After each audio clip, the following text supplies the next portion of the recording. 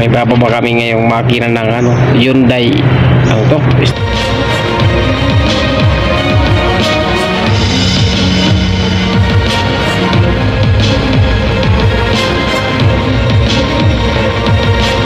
Tarik Jail. Hyundai ano to, yung modelo. Bababa namin yung makina. Ang problema nito,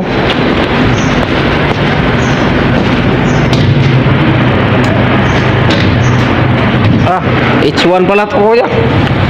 Hyundai H1. H1 pala to. Ayan. Yung problema nito, yung makina ayaw bumirik. Yung problema nito, ayaw umikot yung ano, sigunyal. Kailangan namin niya i-overhaul lahat. Yung makina Kasi ayaw bumirik. parang kumapit na sa loob yung ano, bearing siguro sira nito. Panoorin na lang natin yan pagka biyaklas namin maya-maya. Kasi itataas namin ito. Tapos i-overhaul namin lahat dyan. Head, block, babaklasin namin.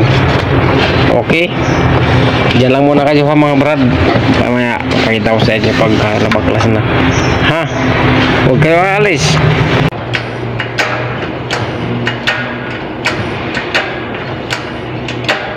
Maray, salamin. Right.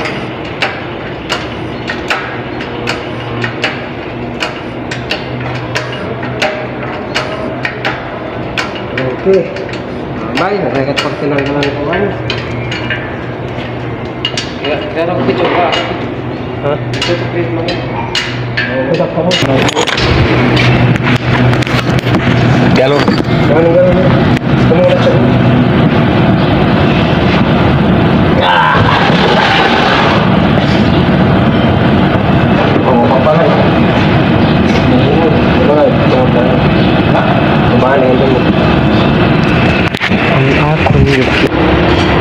Sinama na namin pagbaklas kasi hindi siya mabunot.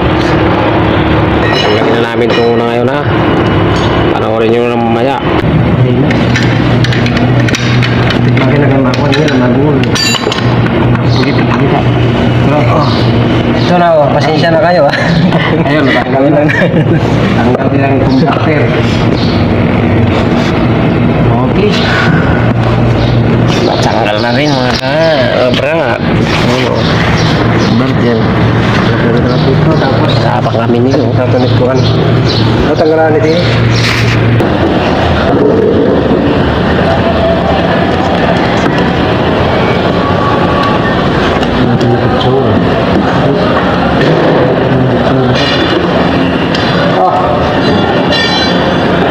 Grabe dito.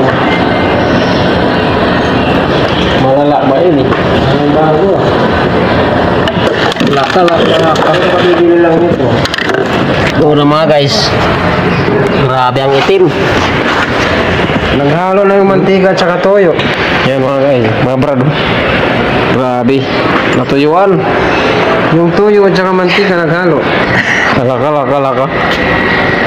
Oh, ang tigas oh. Naging totoo. Siguro di pa nila, Papaklasin natin to ngayon lahat. Para kasi overhaul to. siguro di pa nila natutuklasan na kailangan pala ng langis yung makina. Grabe oh. Ang itim-itim mga guys.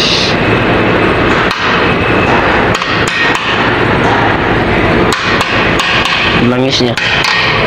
Kurang itim.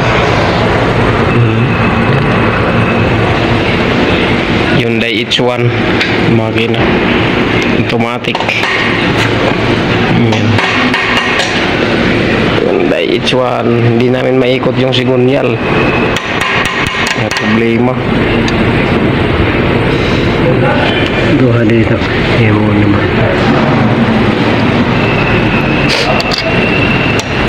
Hindi mapihit yung sigunyal.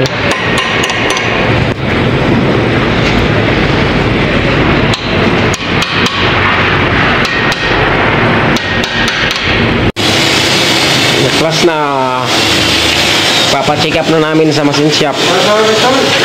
Yan o. Papacheck up na namin sa machine shop to. Karga na karga.